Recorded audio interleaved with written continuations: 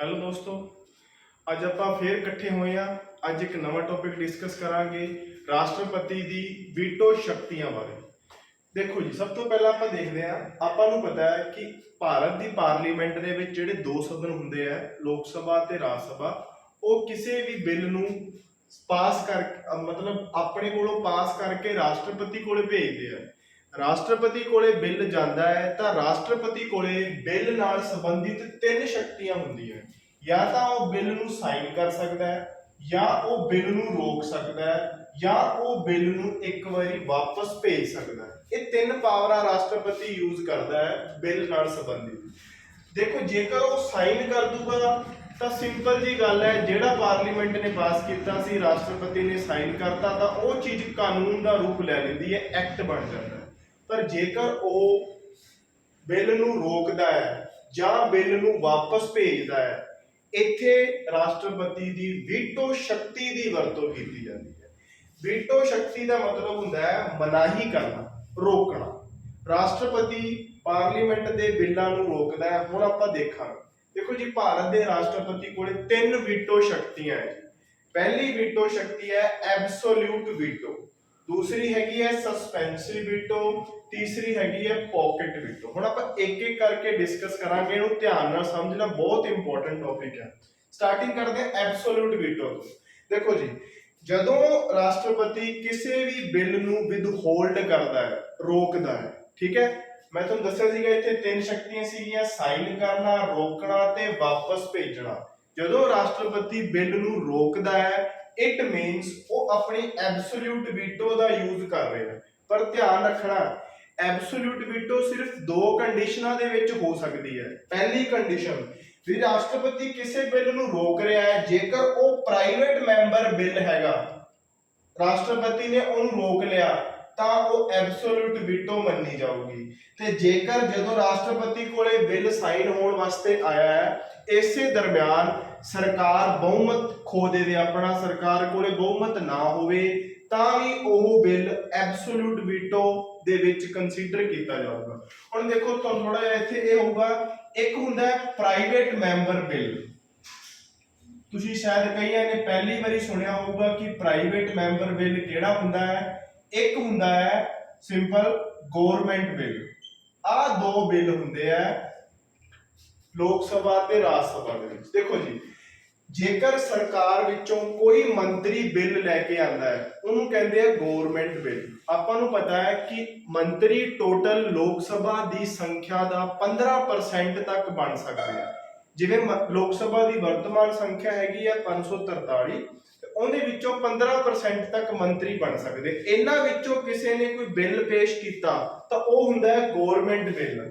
ਤੇ ਜੇਕਰ ਕੋਈ ਬਿੱਲ ਕਿਸੇ ਮੰਤਰੀ ਤੋਂ ਇਲਾਵਾ ਕਿਸੇ ਅਦਰ ਮੈਂਬਰ ਆਫ ਪਾਰਲੀਮੈਂਟ ਨੇ ਪੇਸ਼ ਕੀਤਾ ਤਾਂ ਉਹ ਹੁੰਦਾ ਹੈ ਪ੍ਰਾਈਵੇਟ ਬਿੱਲ। ਤਾਂ ਹੁਣ ਦੇਖੋ, ਇੱਥੇ ਜੇਕਰ ਕੋਈ ਪ੍ਰਾਈਵੇਟ ਬਿੱਲ ਲੋਕ ਸਭਾ ਤੇ ਰਾਜ ਸਭਾ ਵਿੱਚੋਂ ਪਾਸ ਹੋ ਗਿਆ ਤੇ ਰਾਸ਼ਟਰਪਤੀ ਕੋਲੇ ਸਾਈਨ ਹੋਣ ਵਾਸਤੇ ਆਇਆ, ਤੇ ਉੱਥੇ ਜੇਕਰ ਰਾਸ਼ਟਰਪਤੀ ਉਹਨੂੰ ਰੋਕਦਾ ਹੈ, ਸਾਈਨ ਨਹੀਂ ਕਰਦਾ, ਤਾਂ ਇਹਨੂੰ ਕਹਾਂਗੇ ਇਹ ਰਾਸ਼ਟਰਪਤੀ ਦੀ ਐਬਸੋਲਿਊਟ ਵੀਟੋ ਪਾਵਰ ਹੈ। ਸੈਕਿੰਡ ਕੰਡੀਸ਼ਨ, ਜੇਕਰ ਰਾਸ਼ਟਰਪਤੀ ਕੋਲੇ ਬਿੱਲ ਪਾਸ ਹੋਣ ਵਾਸਤੇ ਆਇਆ ਤੇ ਇਸੇ ਸਮੇਂ ਦੌਰਾਨ ਸਰਕਾਰ ਦਾ ਬਹੁਮਤ ਖੋ ਗਿਆ, ਸਰਕਾਰ ਦਾ ਬਹੁਮਤ ਮਤਲਬ ਖਤਮ ਹੋ ਗਿਆ। ਵੀ ਤੁਹਾਨੂੰ ਪਤਾ ਹੈ ਕਿ ਕਿਸੇ ਵੀ ਪਾਰਟੀ ਦੀ ਸਰਕਾਰ ਬਣਦੀ ਹੈ, ਉਹਨੂੰ ਬਹੁਮਤ ਹੋਣਾ ਚਾਹੀਦਾ ਹੈ ਲੋਕ ਸਭਾ ਦਾ। ਜਿਵੇਂ ਆਪਾਂ ਦੇਖਦੇ ਹਾਂ ਕਿ ਲੋਕ ਸਭਾ ਦੇ ਵਿੱਚ ਵਰਤਮਾਨ ਚ 543 MP ਹੁੰਦੇ ਆ ਟੋਟਲ। ਹੁਣ ਜਿਹੜੀ ਪਾਰਟੀ ਨੇ ਸਰਕਾਰ ਬਣਾਣੀ ਹੈ, ਉਹਨੂੰ ਇਹਦਾ ਹਾਫ ਤੋਂ ਇੱਕ ਜ਼ਿਆਦਾ, ਇਹਦਾ ਹਾਫ ਬਣਦਾ ਹੈ ਲਗਭਗ 272 ਤੇ 1, ਯਾਨੀ ਕਿ ਤੁਹਾਨੂੰ ਲਗਭਗ 273 MP ਜਿਹੜੀ ਪਾਰਟੀ ਕੋਲੇ ਹੋਣਗੇ, ਉਸ ਪਾਰਟੀ ਦੀ ਸਰਕਾਰ ਬਣੂਗੀ। ਹੁਣ ਕੀ ਹੋਇਆ, ਜੇਕਰ ਮੰਨ ਲਓ ਐਮਪੀਆਂ ਨੇ ਸਰਕਾਰ ਤੋਂ ਆਪਣਾ ਮਤਲਬ ਸਪੋਰਟ ਹੈ ਉਹ ਖਿੱਚ ਲਈ ਵਾਪਸ, ਤਾਂ ਸਰਕਾਰ ਬਹੁਮਤ ਤੋਂ ਖਤਮ ਹੋ ਜਾਂਦੀ ਹੈ, ਤਾਂ ਇਹ ਬਿੱਲ ਹੋਊਗਾ ਉਦੋਂ ਵੀ ਐਬਸੋਲਿਊਟ ਵੀਟੋ ਵਿੱਚ ਕੰਸੀਡਰ ਕੀਤਾ ਜਾਊਗਾ। ਆ ਦੋ ਕੰਡੀਸ਼ਨਾਂ ਦੇ ਵਿੱਚ ਜੇਕਰ ਰਾਸ਼ਟਰਪਤੀ ਬਿੱਲ ਰੋਕਦਾ ਹੈ, ਇਹ ਦੋ ਕੰਡੀਸ਼ਨਾਂ ਲਾਗੂ ਹੁੰਦੀਆਂ, ਤਾਂ ਆਪਾਂ ਕਹਾਂਗੇ ਇਹ ਰਾਸ਼ਟਰਪਤੀ ਦੀ ਐਬਸੋਲਿਊਟ ਵੀਟੋ ਹੈ। ਠੀਕ ਹੈ ਜੀ। ਹੁਣ ਅਗਲਾ ਹੁੰਦਾ ਸਸਪੈਂਸਿਵ ਵੀਟੋ। ਦੂਸਰਾ, ਇਹਦਾ ਮਤਲਬ ਇਹ ਹੈ, ਆਪਾਂ ਦੇਖਿਆ ਸੀ ਇੱਕ ਤਾਂ ਸਾਈਨ ਕਰਨਾ, ਇੱਕ ਰੋਕਣਾ ਤੇ ਇੱਕ ਵਾਪਸ ਭੇਜਣਾ। ਜੇਕਰ ਬਿੱਲ ਰਾਸ਼ਟਰਪਤੀ ਪਾਰਲੀਮੈਂਟ ਨੂੰ ਦੁਬਾਰਾ ਵਾਪਸ ਭੇਜ ਦੇਵੇ, ਇਹਨੂੰ ਕਹਿੰਦੇ ਆ ਰਾਸ਼ਟਰਪਤੀ ਦੀ ਸਸਪੈਂਸਿਵ ਵੀਟੋ। ਠੀਕ ਹੈ ਜੀ, ਇੱਕ ਵਾਰੀ ਸਿਰਫ ਵਾਪਸ ਭੇਜ ਸਕਦਾ ਹੈ, ਜੇਕਰ ਪਾਰਲੀਮੈਂਟ ਉਸ ਨੂੰ ਦੁਬਾਰਾ ਫੇਰ ਰਾਸ਼ਟਰਪਤੀ ਕੋਲੇ ਸਾਈਨ ਕਰਨ ਦੇ ਲਈ ਭੇਜ ਦੇਵੇ ਤਾਂ ਰਾਸ਼ਟਰਪਤੀ ਨੂੰ ਸਾਈਨ ਕਰਨਾ ਹੀ ਪਊਗਾ, ਉਹਦੇ ਕੋਲੇ ਕੋਈ ਆਪਸ਼ਨ ਨਹੀਂ, ਬਸ ਇੱਕ ਵਾਰੀ ਵਾਪਸ ਭੇਜਣ ਦੀ ਆਪਸ਼ਨ ਹੈ, ਇਹਨੂੰ ਕਹਿੰਦੇ ਆ ਸਸਪੈਂਸਿਵ ਵੀਟੋ। ਹੁਣ ਤੀਸਰੀ ਦੇਖੋ ਪॉकेट ਵੀਟੋ।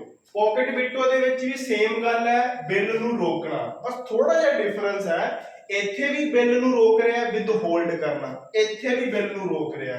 ਫਿਰ ਤੁਸੀਂ ਕਹੋਗੇ ਸਰ ਡਿਫਰੈਂਸ ਕੀ ਹੈ? ਡਿਫਰੈਂਸ ਇਹ ਹੈ, ਇੱਥੇ ਰੋਕਿਆ ਸੀਗਾ ਦੋ ਕੰਡੀਸ਼ਨਾਂ ਦੇ ਵਿੱਚ, ਪ੍ਰਾਈਵੇਟ ਬਿੱਲ ਸੀਗਾ ਉਦੋਂ ਰੋਕਿਆ ਸੀ, ਸਰਕਾਰ ਦਾ ਬਹੁਮਤ ਨਹੀਂ ਰਿਹਾ ਸੀ ਉਦੋਂ ਰੋਕਿਆ ਸੀ।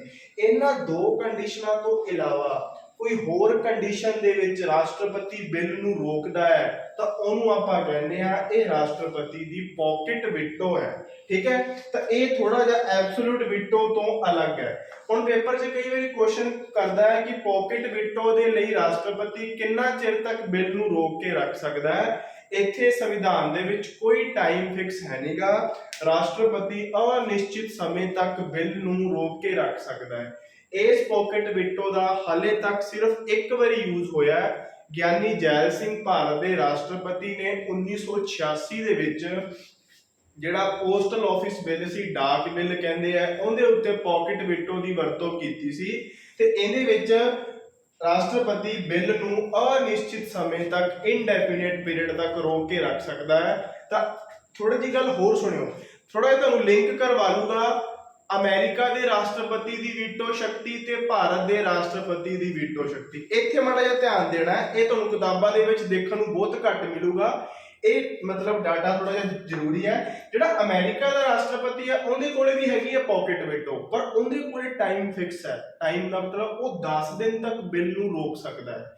ਇਸ ਕਰਕੇ ਜੇ ਪੇਪਰ ਦੇ ਵਿੱਚ ਕੁਐਸਚਨ ਆ ਜਾਊਗਾ ਸਟੇਟਮੈਂਟ ਦੇ ਰੂਪ ਵਿੱਚ ਕਿ Indian president has wider power of pocket veto as compared to American president, ਤਾਂ ਉਹ ਸਹੀ ਹੋ ਜਾਊਗਾ। ਮਤਲਬ ਇੰਡੀਆ ਦੇ ਰਾਸ਼ਟਰਪਤੀ ਕੋਲੇ ਜਿਹੜੀ पॉकेट ਵੀਟੋ ਹੈ ਨਾ, ਉਹ ਅਮਰੀਕਾ ਦੇ ਰਾਸ਼ਟਰਪਤੀ ਦੀ पॉकेट ਵੀਟੋ ਤੋਂ ਜ਼ਿਆਦਾ ਵਾਈਡ ਹੈ, ਜ਼ਿਆਦਾ ਮਤਲਬ ਇਹਦੇ ਕੋਲੇ ਜ਼ਿਆਦਾ ਪਾਵਰ ਹੈ, ਕਿਉਂਕਿ ਇਹ ਅਨਿਸ਼ਚਿਤ ਸਮੇਂ ਤੱਕ ਰੋਕ ਰਿਹਾ ਹੈ, ਉਹ ਸਿਰਫ 10 ਦਿਨ ਤੱਕ ਰੋਕ ਸਕਦਾ ਹੈ।